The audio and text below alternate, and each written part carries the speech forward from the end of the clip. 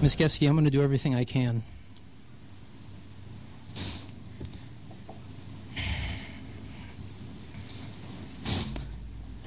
to help you feel our pain. I would never hurt somebody like that.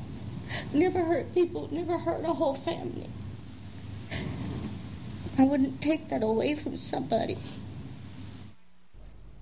Good evening, everyone. A De Pere woman learning this afternoon that she'll be in prison for a long time, convicted of reckless homicide in a crash that killed 2 young women. Henrietta Geske was sentenced to 80 years in prison for the crash that killed 18-year-olds Talia Hero and Ashley Britsch-Knetzger. Earlier this year, Geske was convicted of 5 charges. 2 of those 5 were dropped today. Henrietta Geske was sentenced to 80 years in prison today. She is 46 years old, and that means that she will likely be in prison for the rest of her life. Those 80 years are to be followed by 65 years of probation.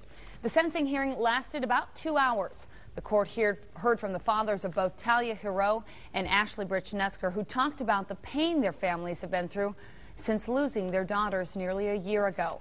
The state requested the maximum sentence, which the judge did issue. Geske's attorney requested she serve 10 years in prison, saying she had no criminal record up until this case. Prosecutors said Geske's testimony at her trial about what happened the night of the crash was simply unbelievable. Geske had testified that she had reached into the passenger side of her Porsche to get her dog just before the crash happened.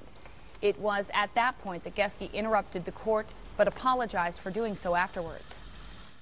And frankly, I think the jury concluded that Ms. Geske's story was completely false.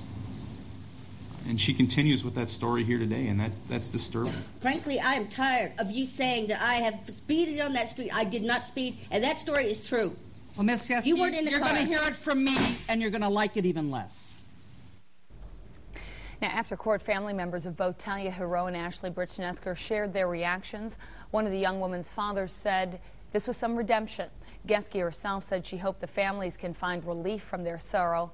We'll have much more tonight on Fox 11 News at 9.